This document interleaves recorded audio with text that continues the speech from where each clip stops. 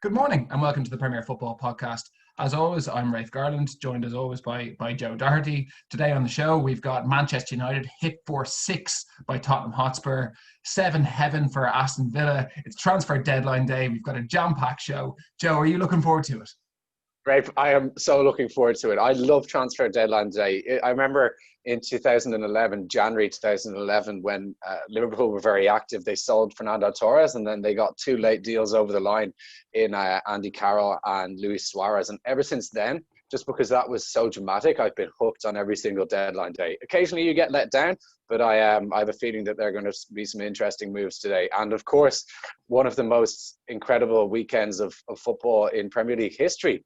With in particular the 2 matches that you just mentioned. So can't wait to get started on the pod today. Before we do talk about the football, it was a massive week for us last week. We hit a few milestones ourselves in terms of subscribers, in terms of watch time. We picked up obviously a lot of interest in the show last week. So if it is your first time watching the show, thanks so much for dropping in. Just remember to hit that subscribe button below, smash a like on the video. Special shout out to an old pal of ours, Noel McKenna. Joe, do you want to say something on that? Yeah, so to first start, shout out to Noel McKenna. Thanks very much for subscribing, Noel. Noel is a one-time mentor of Rafe and ours, who taught us some vital life lessons that we failed to adhere to in our late teens. Most importantly, don't call people names that they don't want to be called. And for teenage boys, that's something that was very difficult for us not to do. So thanks for subscribing, Noel, and for watching.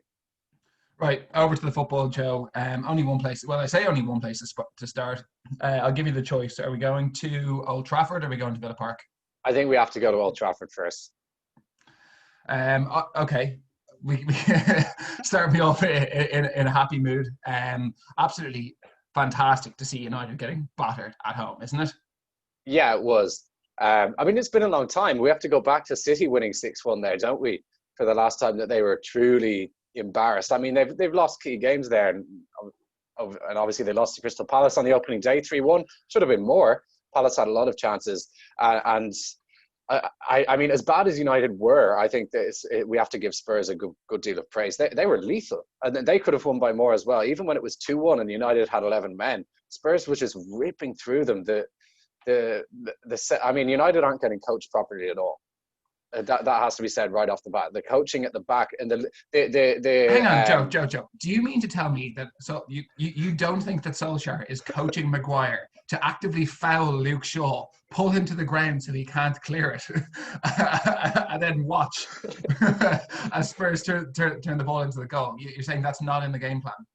Yeah, that's not in the game plan. Surprisingly, so. I mean, that was comical, wasn't it? I mean, as an Arsenal fan, I've seen more than my fair share of comical defending over the years. But that was, I mean, as bad as anything I've seen at the Emirates or Arsenal put up away from home as well. I mean, the entire that starting back line cost almost £200 million, £188 million, and they were scythed open time and again. But it's not only the defence. It's the midfield. They've been anonymous in every single game. I keep saying that Bruno Fernandes is okay going forward, and that's his main job. But if you're playing with, I'm really questioning what Paul Pogba's role is. He looks really good for France playing alongside N'Golo Kante, because at his best, Kante does the work of at least 2 other men. At least 2 men, including himself. But playing alongside an aged Nemanja Matic or Scott McTominay, who's just not at the level, Pogba just looks so out of his depth. He doesn't. I mean, he's conceded 2 penalties in 2 games, and that's the most notable thing that he's done. That just says it all. He's been absolutely shocking, and I don't want to get in at Paul Pogba because it's not only his fault, and I don't think that he's a terrible player. I just think that he's lost in this system, and that everyone is lost in this system because the coaching is so bad. This is not a terrible starting 11. I think that has to be said. This is a starting 11 that will be one of the most expensive, if not the most expensive, in the Premier League itself. And that under a decent coach, I mean Pochettino, I think he would get them playing much better than this and much better organised at the back. It's just, I mean, I'd be more than embarrassed if I was a Manchester United fan. Well, assuming that the United fans didn't all switch off when we laughed at them at the start, there might be a few sitting here watching it saying, "Oh, it's not all Ole's fault. It's the board and it's Woodward and it's the transfer policy." And yeah, I suppose I've heard it argued that obviously it's not all Ole Gunnar Solskjaer's fault, everything that's going on at the club. But if you have got 5 problems, why ignore one that's easily solved? He's not good enough to be the coach of that club. Yeah. No, and he never has been. I mean, he's a buffer for the board, isn't he? He's going to soak up the pressure that they're under. And I mean, they're under immense pressure from the fans. I mean, every day you see Glazers out, Woodward out trending on Twitter, and for good reason, because they don't have the club's best interests at heart. And no matter how much money they spend, they don't spend it in the right areas to actually improve the team. I mean, they have to be able to they have to get rid of the unwanted centre backs so that they can bring a better centre back in. I mean, there's talk to partner Harry Maguire, but I don't think that Harry Maguire is in their top 3 best centre-backs at the moment. His form is awful. I don't know how much that incident in Greece over the summer affected him. It was obviously horrible, and we can understand someone being traumatized by that. But hang on, this goes way further back than the summer, though. Way further back. He wasn't good last year. As soon as he made his debut, he was getting laughed at last year. He's worse this year. He's worse this year. He wasn't pulling his own teammates back in the box to open up a goal scoring chance for the opposing team. But I mean, when Soonchi broke through at Leicester, I think it became evident that United had gone and bought Leicester's third choice centre half, or third best centre half, for £8 million, and they haven't been able to, I suppose, step back from that. They haven't been able to get out of that mess, because when you spend that much money on someone and then you make them captain of your football team. Yeah. It's incredibly difficult to then turn around and drop them for a couple of games. But it shouldn't be for a couple of games, because he's not at the level. And the thing that drags him down, that it's his physical characteristics. It's his agility, it's his speed, it's his reactions. They're not necessarily things that can be coached. But do you know what would help him? If he didn't spend half his time marauding up the pitch to try to play left centre midfielder. Like, so many times I was in the game yesterday, he was caught really high up the pitch, like towards the edge of the box. And I know he scored a couple of goals for United and for Leicester, and maybe for England as well from that position. And he does have a good shot on him. That's not his game. He shouldn't be doing that. He should be. I mean, it looks great when it happens, but it's not going to happen every week. And first and foremost, he needs to be making, as the captain of that team, he needs to be staying back and making sure that the back line are organised, and that he's seeing everything, and that he can, as captain, can stop the counter-attacks and can dictate how United stop their counter-attacks. And I mean, his positioning is awful. You're quite right that he doesn't have the physical characteristics to kind of play the game that he himself wants to play as this marauding centre-back. So I think he could do. I don't think he's a terrible player. I think that he's in terrible form. I mean, there's a reason that England are fond of him, and that Leicester played him a lot, and that Manchester United played. But he's just kind of out of his depth at the moment, and he needs a spell out of the team. I think that would do him good. Look, obviously, we will talk about Spurs as well, because they were actually quite good, and they've been banging in goals all week in their 4 games in a week or whatever it was. But we don't want to turn this into, Paul Pogba is no good, Harry Maguire is no good. Like, you go across that back line from yesterday. I think you said it at this, as I tried to start the show. I don't know where you just shouted at me, Aaron Wan-Bissaka is shit. Yeah, I did. Yeah, before we went on air. No, I don't know what's happened to him, because he was good last year, but he's just letting players. He didn't track Son Heung-min once. I mean, he was getting no help from midfield or from Eric Bailly, who had a terrible game as well. But I mean, the amount of times that he just let Son, and then Son's a great player, but it was happening against Crystal Palace as well, with their left back getting in behind him. He's just started the season so poorly. And against Brighton, how many times? Every time Brighton attacked, it was getting in behind Luke Shaw, cutting and crossing it, and then Aaron Wan-Bissaka wasn't picking up his man at the back post. So he's had an awful start to the season, and he looks the shadow of the player that he was for Crystal Palace. And this is why I talk about the manager, though, because players that were performing last year, that we know are capable of higher standards, are not performing now. And that is the job of the manager, is to get the best out of the players. He's not getting the best out of Luke Shaw, and that's obviously an incredibly difficult job. But Jose, towards the end of his spell, did actually seem to get some form out of him, and that's why he was rewarded with this ridiculous new contract that he's on. Wan-Bissaka was playing well last year. He looked defensively solid, even if his output going forwards wasn't what it was at Crystal Palace. Maguire looked more solid, like you said. You know, whoever partnered him, Lindelof actually looked like quite a decent player towards the end of last season, and Bailly, when he played, looked better. You know, Matic looked like a good player last year. Fred suddenly looked like a world beater Brazilian midfielder. You know, these guys were performing well. Martial was scoring goals. Greenwood was scoring goals. Rashford was scoring goals. You know, Bruno looked like peak Mesut Ozil. You know, everything was going well for them at one stage. And these are players that are capable of these type of performances, but they are not being coached and managed in a style that suits them. They're being asked, their defenders are being asked to play way too high up the pitch for the amount of recovery pace that they have in the middle, and they're just getting absolutely gassed. And look, I'm not having a pop at anybody for playing a high line. Liverpool got absolutely destroyed trying to do it, but it normally works because they identify the type of players that they want there, and they seem to be coaching it. United look all over the shop. You could see that from once that first goal went in, there was no screaming and shouting, and you know, there was no anger or fight. They looked absolutely dejected. Solskjaer was dejected from the start of that game. He looks like a man that has given up. Yeah, I was just going to say, like, are the players playing for him now? I don't think so. No. They were last year because they played well in the second half of the season. They really did. Their form was excellent. Certainly, their forwards were working really well together. This year, it hasn't clicked at all. I mean, all across the pitch. And I mean, for me, apart from the defense being shocking, the midfield is just awful. Matic and Pogba doesn't work, and Bruno ahead is lost. So I don't know where they go from here. They're going to panic buy today. They're obviously bringing in Edinson Cavani, and we'll talk about that when we talk about transfers in the third part of the show. But they just look so lost. Their squad is imbalanced. The coaching is awful, and it looks like the players have thrown in the towel. Let's not forget they did it under Mourinho, so they have previous in this, and it looks like they're not playing for Solskjaer at the moment. And Solskjaer doesn't strike me as the type who's going to be able to galvanize a squad when it's going really, really, really badly, and that they've stopped playing for him. Because when he came in and he was able to galvanize them, they wanted to play for him. They just wanted to change from Mourinho.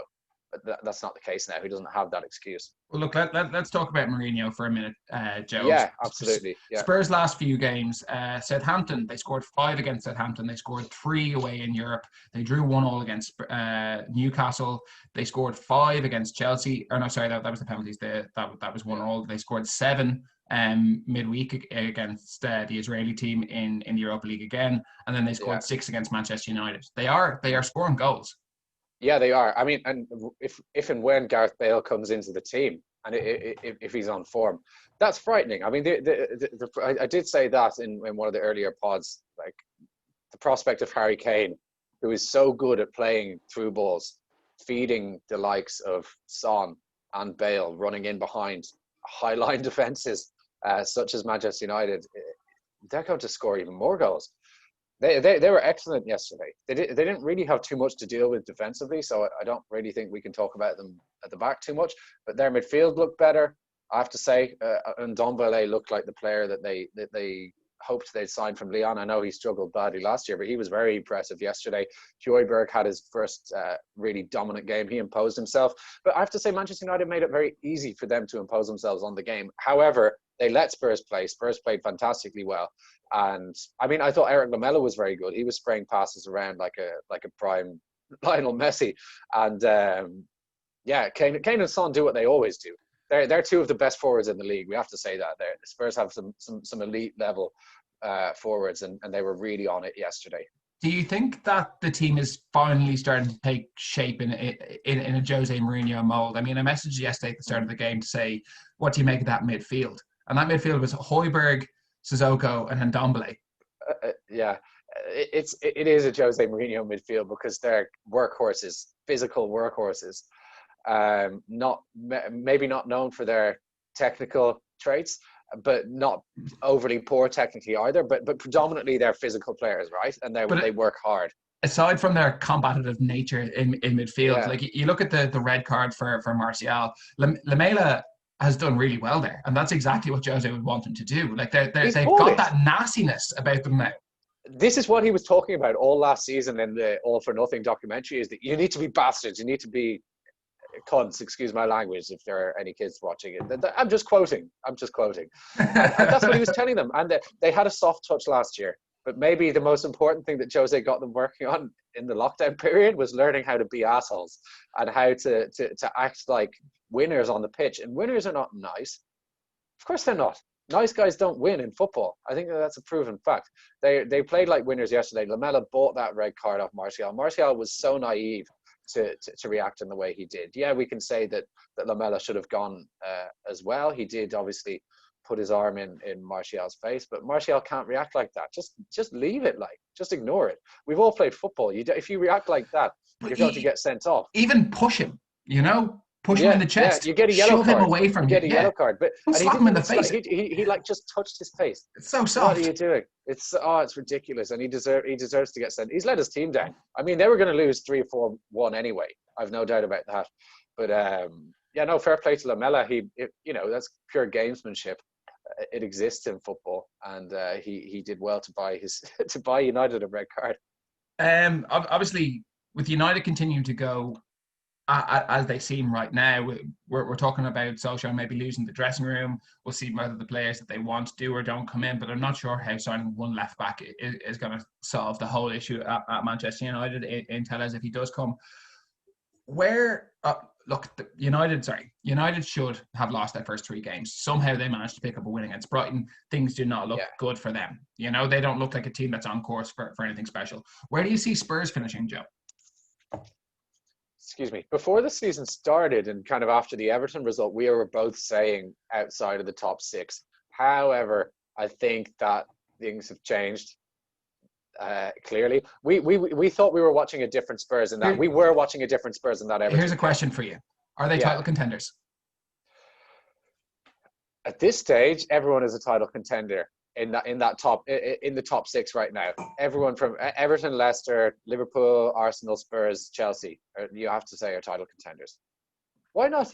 It just looks so open. I'm not going to make it. I still think Liverpool will win it and win it comfortably. But yeah, if Spurs get Gareth Bale firing, if he plays well, and come on, he's going to add. If he can add what he should add to the front line of Kane and Son, then they're going to be scoring for fun all season. I suppose I want to ask this question: do they have too much on their plate, Spurs, at the moment, in terms of their Europa League efforts? And they're still in the League Cup. They're going to be taking the FA Cup seriously. Jose wants a trophy. He wants a challenge on so many fronts. But is he better off picking his battles? Because it's a lot of football to try to challenge on 4 fronts. I think that this season everyone has a lot on their plate. Spurs have done well to move out some players who weren't realistically going to be playing. You think of Oliver Skipp and Ryan Sessegnon, who've just gone out on loan, and everyone has a lot on their plate this season. Certainly all the teams who are in Europe, and then the teams that just regular Premier League teams as well. There's so much going on with the amount of games condensed into such a short period that I think that Spurs have enough about them in regards to their squad depth to be able to navigate. But we saw Eric Dyer playing 2 games in 48 hours and shitting himself on the pitch the other day. Pardon my French, I think we were getting a bit carried away on this morning show. But do they have the squad depth though? I think time will tell. Honestly, I think that the standard in the Premier League, I think there's a real gap between the top 6 and the mid-table, and then the mid-table and then the lower table. You say that, but hang on. I think that moves us perfectly on to the next game. Aston Villa pumped Liverpool 7-2 last night. Yeah. I don't think there's a gap between anything at the moment, man. Well, it's all crazy, isn't it? This is the most ridiculous results I've ever seen in Premier League history, by far. Pumping arguably the best side we've ever seen in the Premier League, 7-2. But I have to say, Liverpool from the first minute were off the pace. They were shocking. Their midfield was, like United's midfield, completely non-existent. I thought that Fabinho had his worst game in a Liverpool shirt. Naby Keita continues to unimpress. I do not get it. He's not good. He doesn't offer anything going forward, and he's shocking going defensively. Wijnaldum was put himself about, but it was a lost cause. And the defence was the worst it's been since Klopp brought in Van Dijk. It was like early Klopp or late Brendan Rodgers level of of calamity there. Do you remember when we watched Liverpool go like 3-1 up away to Bournemouth in 2016 and then lose the game 4-3? It was like that. I mean, it was just defensive error after defensive error. They were Aston Villa scored a couple of deflected goals, but Liverpool didn't close them down. Yeah. What were they just let them take shots. Yeah. It was shocking. And the high line didn't work. The midfield didn't pick up Ross Barkley. He ran through Liverpool's back line 4 or 5 times, and he should have scored another. He should have had a hat trick last night. It could have been 10, couldn't it? It really could have been. I think it was a one-off, but Van Dijk looked. Well, he was a completely different player to the one we've come to see. I thought Robertson was all right, but the rest of the defense were really bad. Yeah, really bad. From a tactical point of view, I mean, I think that Mo Salah is the only one that can really hold his head up high with how he played for the 90 minutes. Definitely. Robertson looked good going forwards, but he wasn't. He did. He wasn't good going backwards. And look, I know Adrian is going to cop a load of stick for that first goal, and rightly so, because it was a stupid mistake. But Andy Robertson has turned around from the halfway line and pinged a 50-yard ball to him that bounced up to him and hit him in the chest when he was under pressure. I think when I was playing in goals once before at underage level, you pinged a ball like that back to me from the halfway line, and it's not an easy one to deal with for a goalkeeper. He's putting unnecessary pressure on his goalkeeper. Now, look, obviously he's not Alisson, and I want to talk about Alisson as well, because Alisson, this is now his 3rd or 4th injury, this semi-long-term injury. He's going to be out for at least another 4 weeks, meaning Adrian, if Liverpool don't sign a keeper today, is going to be playing in the Merseyside derby. He's going to be playing against Manchester City and potentially in 3 Champions League games. This is an issue, and I think that you need to, like, if Alisson can't shake this off, I don't think it's fair for him, for his health, to be putting him through playing with injections or playing when he's not 100%, because although he's so much better than Adrian, even when he's half fit, it's just not going to do his career the service that it needs. But what you need to do, I just don't think Adrian is a Liverpool number 2, especially if Alisson is going to be injured for spells throughout the season. But it's going to be difficult for you to I don't know, everyone should want to come to Liverpool, but because Alisson is so obviously number 1, you need to bring in someone who's, I mean, would you take Sergio Romero from Manchester United? I think he's the best number 2 in the league. Yeah, he's now their 3rd choice, and he's always been happy to be 2nd choice to De Gea. Do you think Manchester United are going to sell someone like that to Liverpool? You can get him for.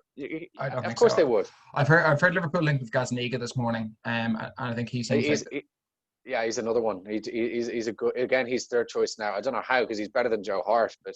Yeah. Well, like with United, I don't want to spend the whole time picking on one player. Look, Adrian made a mistake for the first goal. Yeah, sure, he did.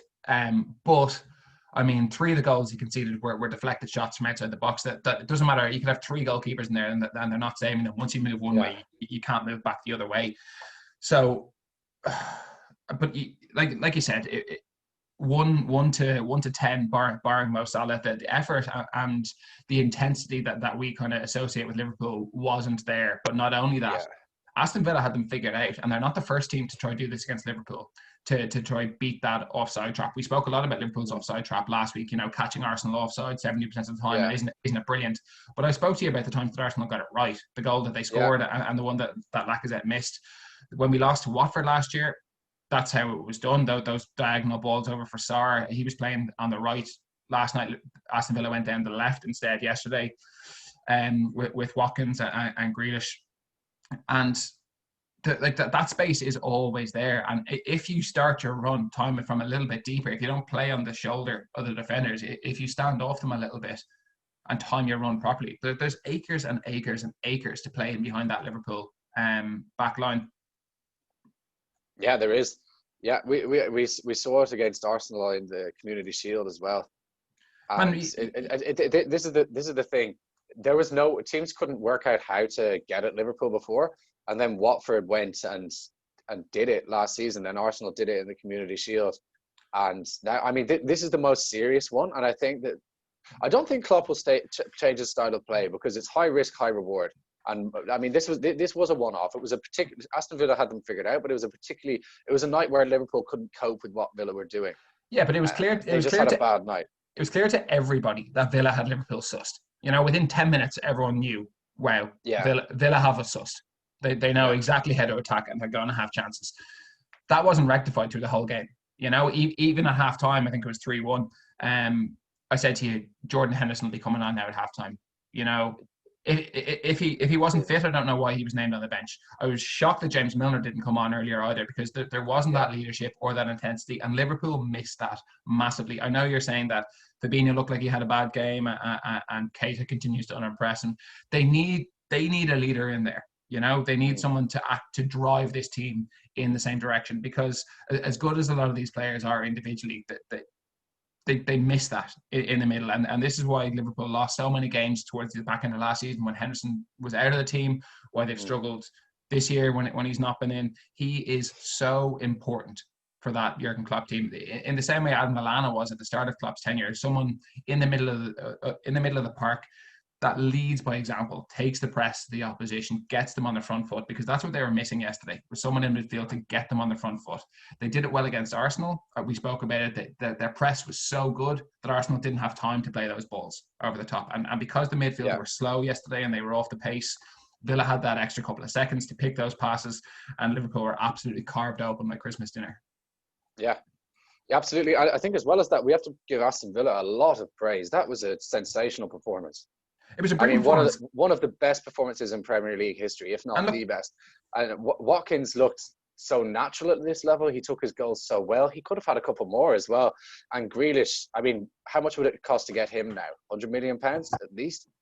Phenomenal. Yeah. He was brilliant. 2 goals and 3 assists, I think. And Ross Barkley looked like the player that he's always. Didn't. He didn't. He just got in behind you so many times. I know. Think about the chances that he missed, and the goal he scored took a massive deflection as well, man. His end product has always been the thing that's criticised, and it wasn't last night. How good were the runs that he was making, and how unable were you to cope with them? He destroyed you.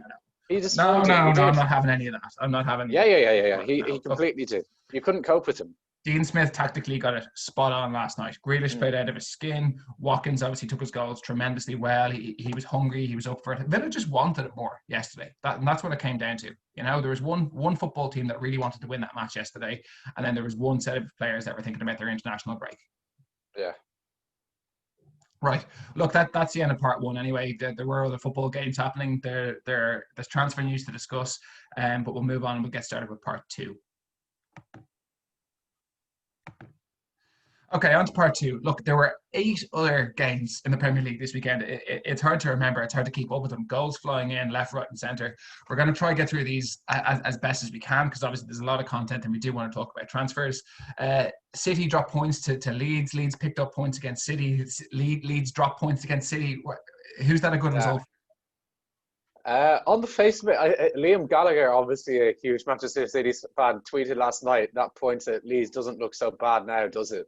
So I think there might be a degree of that. I don't know if other City fans agree with him. It was very tongue-in-cheek. Obviously, it was a dig at Liverpool and Manchester United. But at the same time, Leeds are a dangerous side. And a point at Leeds maybe isn't going to be a bad result. Leeds were flat in the first half. Man City, I think, had they had Aguero fit, would have been out of sight. Hang on, this is the thing about City, and I don't want to hear anybody else saying if they had Aguero fit. Sergio Aguero gets injured every single season. Every single season. He's like Harry Kane. I don't want to hear about him being injured. You've got to plan. If you're going to have him in your team as your first striker, you have got to have a feasible number 2 and a number 3 in case anything happens to your number 2. And City are not adequately prepared at the top end of the pitch. They let Leroy Sané go. They didn't replace him. They have did. Not they signed. Brought in Ferran Torres. I'm not disagreeing with you. I'm not making excuses for Manchester City. Not at all. I'm just saying that if they had they didn't have Sergio Aguero fit, and Sterling, although he did score, he should have scored certainly in the second half. And City did have chances in the first half, and they had a lot of the ball, and they were playing very well. And they should have put Leeds out of the game, and they didn't.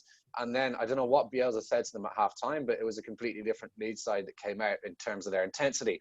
And that substitution to bring on Rodrigo worked so well because he kept on getting in behind Manchester City. And we've talked about Liverpool and Manchester United having poor defences. Manchester City's defence is a joke, given the amount they spend. I didn't think Ruben Diaz looked good at all. He wasn't able to cope with Rodrigo getting in behind him. And I'd be very worried if I was a Manchester City fan this season, because they're just not at the level required. And the drop-off between them in 2017, 2018 to what they are now is alarming. And I don't see Pep Guardiola in charge of them next season. I don't see him in charge of them come Christmas. Man, Come Christmas, yeah. But we spoke about the Liverpool players not looking like they wanted it. We talk about Solskjaer looking absolutely dejected. Pep doesn't. He doesn't look at it this year. And look, I know that he had some personal issues last year. I think there were a couple of bereavements in his family, but he doesn't look interested in the football at all anymore, man. He doesn't care when they win, lose. I know he was always petulant before, but he just seems miserable. Every question someone asked him was like, "Why are you asking me this question about football? But it's so obvious. You should know." I think that two things. The first thing, obviously, his mum dying. That's awful, and that would be enough to affect anyone's work. So you can completely understand that. But for, from a Manchester City point of view, first and foremost, okay, they have to take care of him. But if he's not doing the job as manager, and he doesn't seem at it, and he's not bringing what he used to bring, and he doesn't have the same intensity, because that's what that's his thing, isn't he? He's an intense manager. He's on it. He's completely on it day in, day out. He lives and breathes football. And if something's happened to him, as tragic as it is, to make him lose that, then as sad as it is, they have to make that. They don't even need to sack him. Just give him 6 months off. Yeah. And maybe not even 6 months, but give him compassionate leave for a while. How much do you think Arteta leaving affected him? Because now Pep's not on it as much, and he's lost his lieutenant, and he's had this tragedy happen to him, an unspeakable tragedy. And in that situation, you'd look at your number two, who you trust, and I don't know who their number two is now, but he can't be at the same level as Mikel Arteta, given what Mikel Arteta is currently doing at Arsenal with a terrible squad and no resources. I think that is something that is affecting Manchester City as well. Thanks. Look, Everton won again. James Rodriguez continues to impress. Dominic Calvert-Lewin continues to score goals. I know you joked about Everton being title contenders there, but was that a joke? No, because after Leicester in 2015-16, nothing is a joke. And just look at the games this season. If someone can be consistent, we even saw it with Leicester last season. Leicester should have challenged Liverpool. They dropped off. They didn't have the squad depth. Everton have a good squad. They really do. They have the depth. They do have depth. You could laugh at the likes of Alex Iwobi and Gylfi Sigurdsson, but they're not terrible players, and they both made a difference yesterday. They're experienced Premier League players. They're not at the level of Andre Gomes or Richarlison, but at the same time, they're experienced players. They're internationals, and they add something. They've experienced in the Europa League and Champions League as well, and at playing at a high level. They're good squad players, man. They're good squad players, and as long as they keep that core fit and firing, I think that they'll they have every chance to do very well this year. How good is Calvert-Lewin? Is he the best header of a ball outside of Cristiano Ronaldo? That was Ronaldo-esque, that leap, how he hung in the air at the back post. And it's not the first time he's done it this season, is it? Should he start for England? You have to change the system, because Harry Kane's the captain, and Harry Kane is always going to play. We spoke about Harry Kane possibly playing a little bit deeper in behind the striker. I'd do that. I'd play Kane in behind him. And imagine if you have Sancho and Sterling on either side. Kane feeding them and then crossing it in for Calvert-Lewin. A lot of people pretty decent. A lot of people would argue that Marcus Rashford should probably be in there somewhere as well, but I don't think he's performed well enough this year. No, he's not, and even if he is at his best, he's not better than Sterling or Sancho. Good substitute. Yeah. No, but Everton look really good. Brighton are not the best defensively, but they're good going forward, and good result for Everton. Yeah, for sure. Chelsea 4-0. Do we have to eat some humble pie here? Crystal Palace are usually a pretty... Look, Chelsea managed to win that game 4-0 without doing anything particularly impressive. They were given 2 penalties. Mamadou Sakho had an absolute mare. He has that in him as well, doesn't he? He has that in him. Every now and again, he'll just lose it. Like, he gave them a free one at the start. He gave them a free penalty at the end.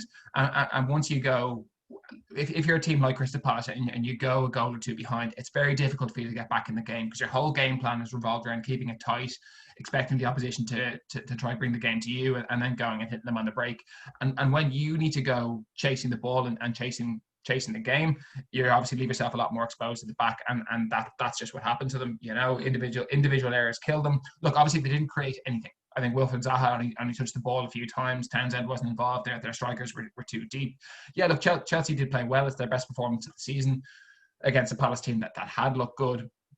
But I mean, I think 4-0 really does humble them. Ben Chilwell looked good going forwards, but we know he's good going forwards. It's the fact that he can't defend that's going to come back to haunt him as the season goes on. I think Chelsea fans will probably disagree with us when we're, But I mean, these are factors that you do have to. I mean, fair play to Chelsea for taking their chances and for putting the penalties away and for not giving Crystal Palace anything. But at the same time, like you mentioned, there are other factors in this game that made it a whole lot easier for Chelsea. But they did what they had to do. They did what they had to do. They were more confident as well because they didn't have a scarecrow between the sticks for them. Absolutely, and they were playing Havertz in his natural position as well. And they played Hudson-Odoi, didn't they? They played him right wing. Yeah. I mean, in his natural position. Picking players in their natural positions. Who would have thought it? Who would have thought it? Look, actually, who would have thought that West Ham United would have won 3-0 against Leicester? Man, they are red hot right now. They are, and I think we owe West Ham an apology. I think we apologised to them last week, but we owe them another apology because the manner I dedicated a whole feature piece to their ineptitude in the transfer market, and I think he wanted to call it why West Ham will go down this season. And there was talk of that. There was a suggestion by one of our board members. No, fair play to West Ham. I stand by what I said in that video. I think that and I think every West Ham fan would agree with me that Gold and Sullivan don't really know what they're doing, and it's a bit directionless from board level down. But on the pitch, the last 2 weeks they've been very good. But this is the thing: they have good players. They can do this. Jared Bowen looks like a great signing. How many times have we said that? Mikel Antonio is a very competent Premier League forward. How many times have we said that? We haven't said that Ogbonna is probably the best Italian defender in the world at the moment. And neither of us did say that. That was floating around on Twitter, wasn't it? It was, yeah. But they were brilliant, though, man. From back to front, they were really, really good. And Leicester couldn't deal with them. A Leicester team that we've given a lot of praise to this year. Yeah. Couldn't deal with them. Couldn't live with them. Yeah. No, all we can say is fair play to West Ham. That's a really excellent result, and even better, a really excellent performance. That'll give them a huge amount of confidence. And didn't we say at the start they could be eight losses from 8, given the run that they were dealt? They slapped Wolves around the place last weekend 4-0, and they've just gone to Leicester City and won 3-0. That's fantastic. They're 2 very difficult games. Yeah, for sure. And I suppose I kind of want to ask you about Leicester as well. Where does this leave them? Because obviously they would have had aspirations of a top 4 finish this year, if not more. They want to build on that growth last year. I spoke to you last week asking if they kind of if they moved on. That obviously they missed James Maddison at the end of last year. I asked if they'd made changes to kind of adapt their style a little bit, or if their squad had come on. But that's going to hurt for them. Yeah, it is. I'm just trying to look at trying to get their starting 11 up from the weekend. Just bear with me a second. While you do that, I'm going to have an absolute rant about the goal that was disallowed in the last minute of that game. One of the best team goals that I've seen in a very, very long time. Some lovely one-touch football, a couple of 1-2s on the edge of the box, and Harvey Barnes put it away. And it was absolutely criminal that it was ruled there for offside. Absolutely criminal, because that was a brilliant goal. And I don't care about millimeters of ankles and heels. And I think it was Jamie Vardy that laid it off for him. He had his back to goal. He was never scoring anything. There was a defender on him. It's stupid. Yeah. And I know consistency and clarity and blah, blah, blah, blah, but that ruined the spectacle. The game was done. It was in stoppage time. They were not winning that game. They were 3-0 down. It's just, I don't know, man. It upset me because I was up on my feet cheering that goal. I was ecstatic because it was such a brilliant piece of football. For the sake of football, yeah. It was a brilliant piece of football and chalked off by VAR. So I was pissed off about that. I have to agree with you there. I don't think that was a fair outcome. But what are Leicester doing playing 5 at the back? when what's worked for them so well is playing a 4-3-3 or a 4-2-3-1. I mean, is it the personnel not having James Maddison fit? But I mean, if you look at the bench, they've just, maybe they didn't want to bring it to put him in his first game, but they just brought in Cengiz Under from Roma, who's a very exciting winger. He's plays for Turkey internationally, so obviously he'll have a connection with Soyuncu. I just don't see. I mean, they're playing players out of position as well. They're playing James Justin as left wing back. He's a right full back. They're playing Daniel Amartey as a right-sided centre back in a 3, and he's a defensive midfielder who can also operate at right back. I mean, there are similarities between the positions that we just mentioned, but it's not picking your. It's not. You're not putting. You're putting too many players out of their natural position and playing a formation that you don't play every week. I don't think that Jamie Vardy works best kind of in a 2. I think he works best as a lone striker, where he's given freedom to. Shinji Okazaki would argue with you there. Shinji Okazaki played as a defensive striker though. He played very deep. He almost played as a midfielder. As the Roberto Firmino false 9,000 boss that even deeper than that. Just runs. Yeah, even deeper than that. The original, the OG Firmino. Yeah, no, I did. That's just chopping and changing. Maybe they want to accommodate Castagne, who's a natural wing back. Yeah, and James Justin as well. Obviously, on both sides, the fullbacks have been super involved going forwards. But they can do that from a 4, and I think that some of the best attacking teams, like looking at Liverpool over the last couple of years, looking at how City's fullbacks attack, looking at how Arsenal's fullbacks attacked at times last year, it can definitely be done in a back 4 to have those fullbacks pushing on. But you just need a bit of cover from the midfield. I think he maybe has got it wrong with his formation there. We got to keep moving on though, Joe. We do.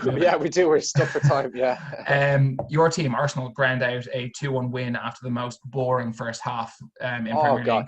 It was turgid stuff. Arsenal are playing this style of football, which is I'm actually happy with it. There was a tweet by some website which listed all the high-scoring games we've had this season, and Arsenal weren't in a single one. And I put out a retweet saying I'm so happy about this because previously Arsenal have been involved in so many high-scoring games and bad defense and all that. Very opposite this season. Arsenal are playing a very cautious game.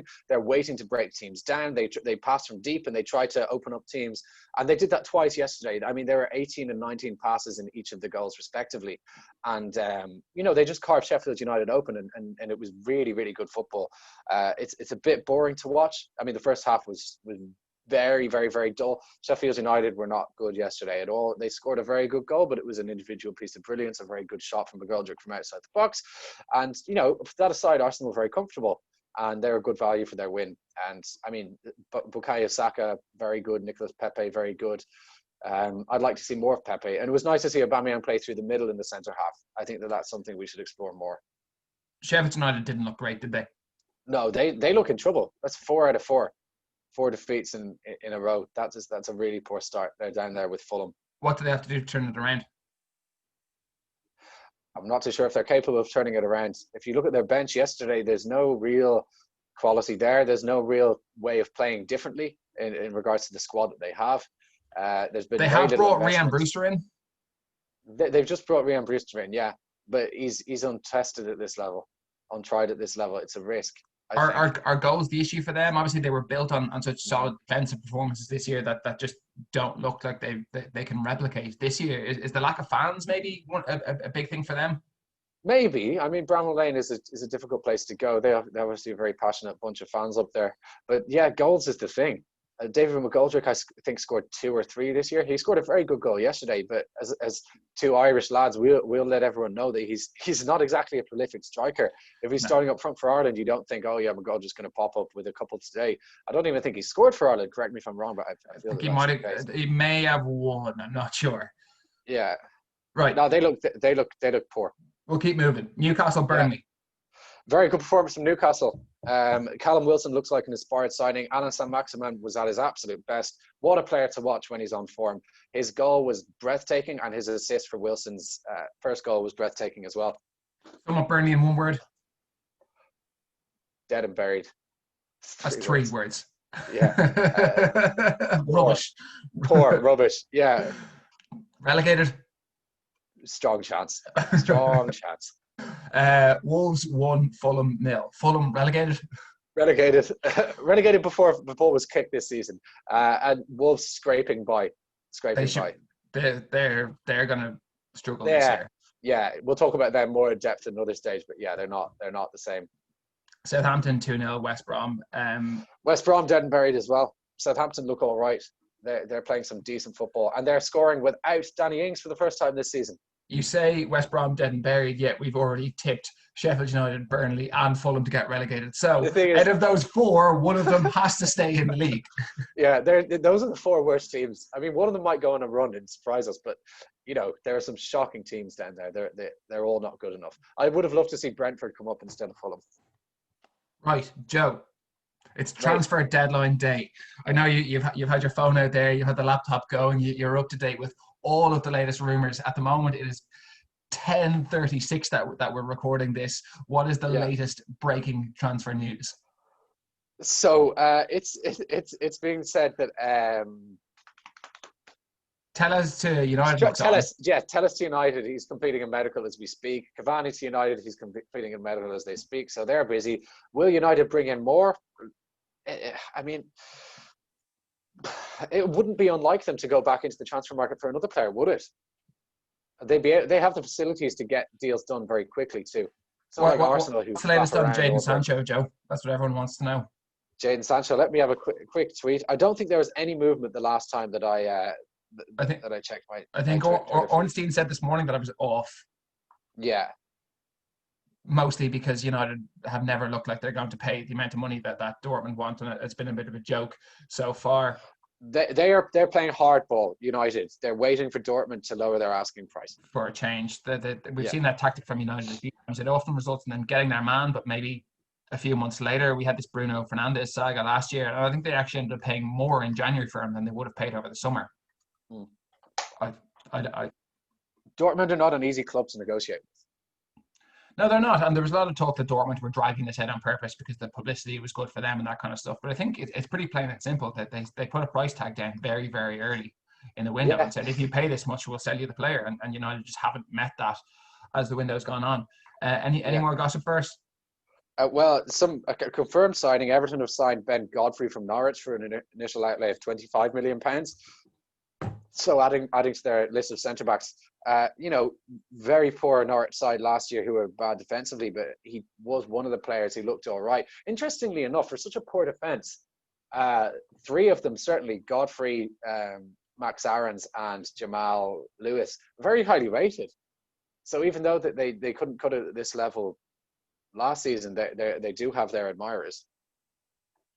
Walcott going back to Southampton. Theo Walcott. Inter Milan have confirmed the signing of Matteo Darmian from Manchester United on the season-long loan. Yeah. I mean, didn't ever do it at United, did he? He was just not quite at the level. He's not poor. He's not a bad player, but he just wasn't quite what they needed. Here's one for you. Guendouzi joins Hertha Berlin from Arsenal on loan. Deal done.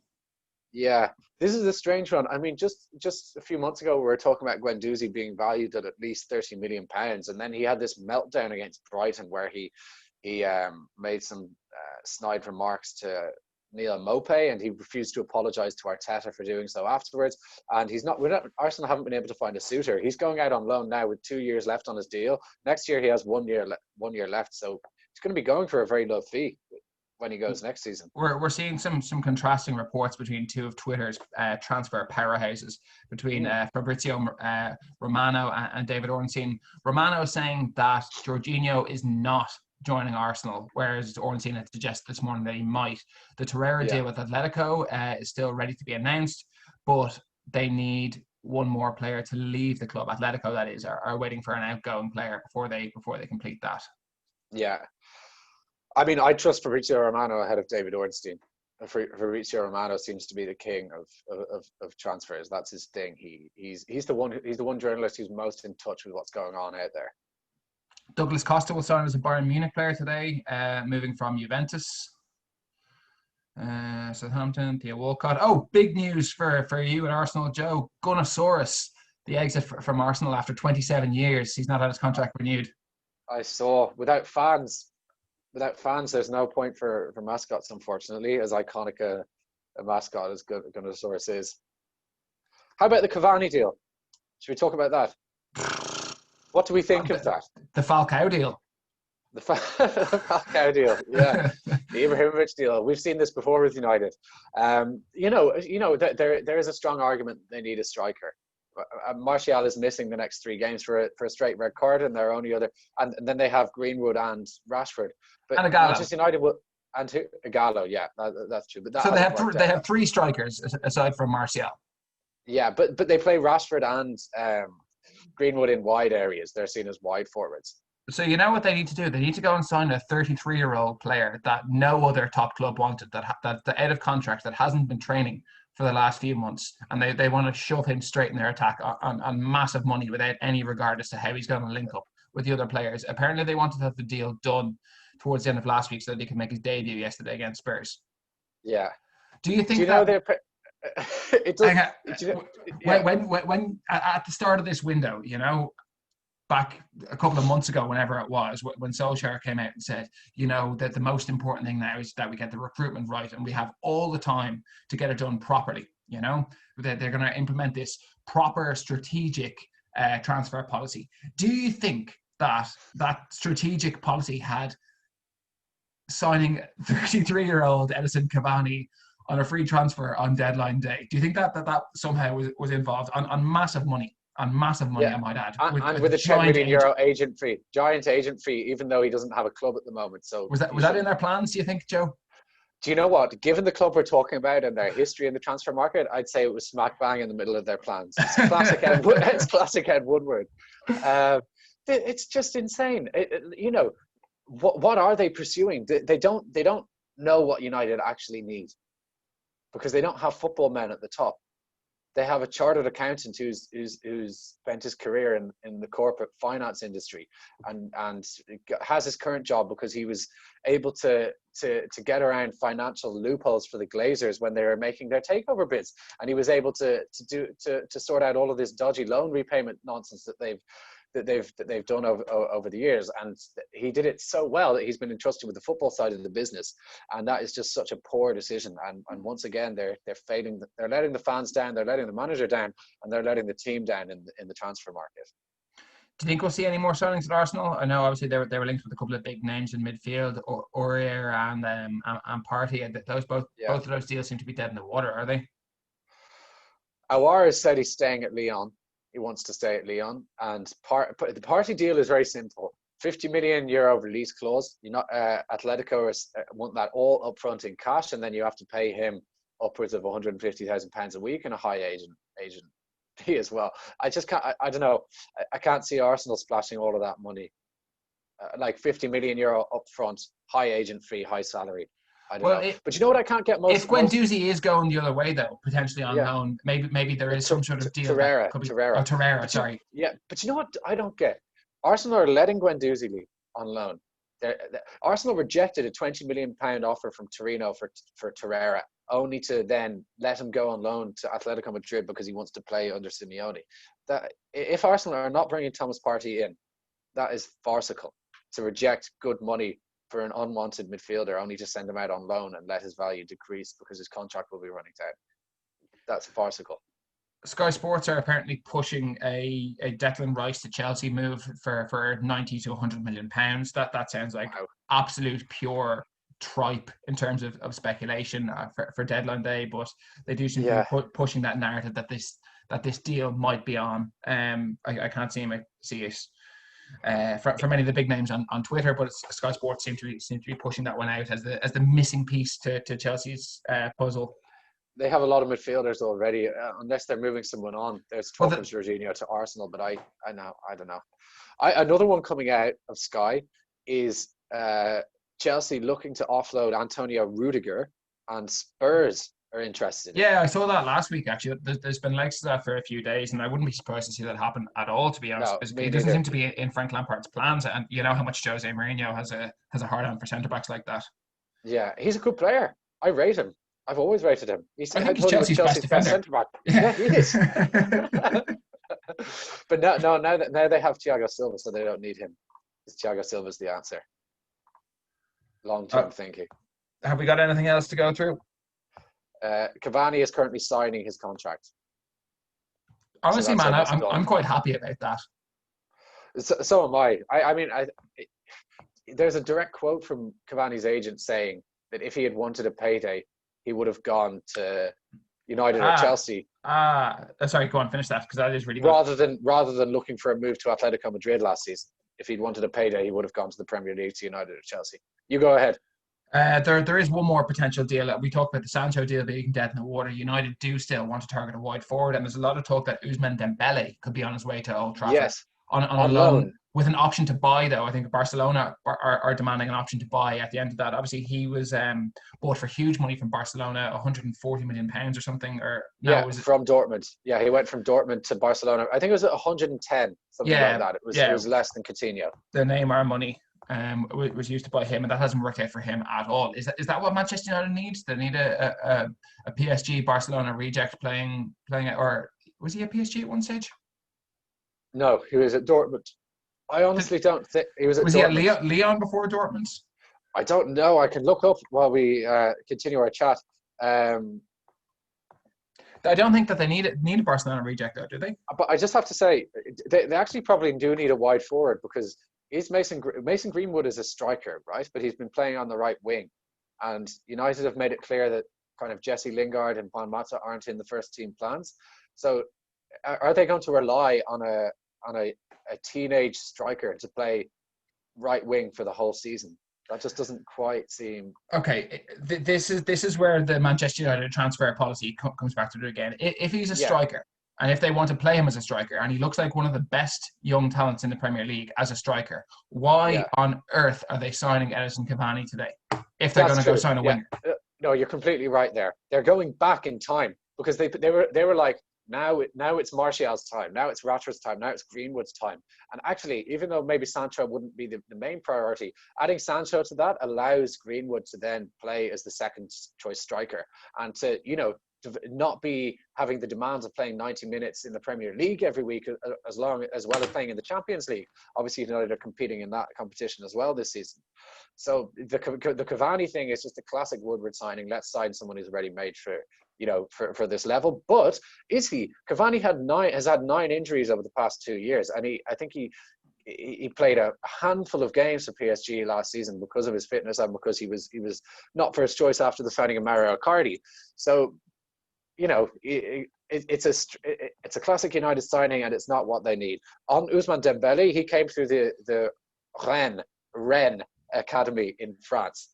excellent. Thanks for that. More, Joe. Fulham apparently want to sign Ruben Loftus-Cheek from Chelsea. I think that'd be a move Wow. that would benefit all parties. Yes, it would. But are Chelsea willing to let him go to a direct rival? Isn't that the A Thames direct Derby? rival, Sorry, not a direct a rival. local No, a rival. local rival. Local rival. I'm not. The, I'm not having a go at Chelsea. a Fulham A local rival rival. because we all know I that misspoke. Chelsea Stamford Bridge is actually in Fulham. Yeah, well, they're on opposite sides of the Thames, aren't they? They're both on the Fulham much closer, but Stamford Bridge is close enough to the river as well. Okay, I think that's all we've got for you today. Joe, do you have anything else? And you want to add anything else popping up on your feed there before we close it off?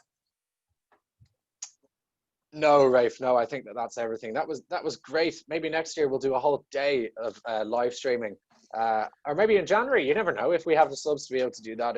That's what we'd love to do, isn't it? To be able to have that level of interaction with the subscribers and to really build a community around the channel. That's what it. it's all Look, about. we'll be getting the video straight up now online. We know it's a big day in the world of football. We're not going to edit it. We're not going to chop it. We're going to put it straight up. We've done this in one clean take, all for you guys at home. If you are still here, if you have watched it to the end, please remember to subscribe to the channel. Smash a like on it.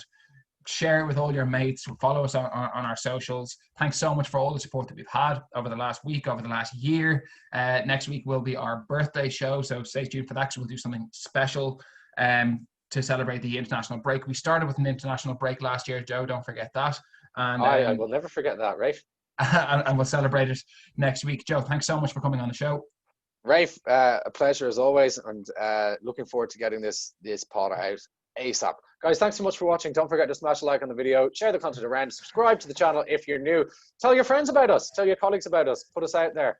Get us out there. We need to grow. We want to grow. We want to build a community where we interact with our subscribers on a daily basis. So thanks very much for watching, and see you next time.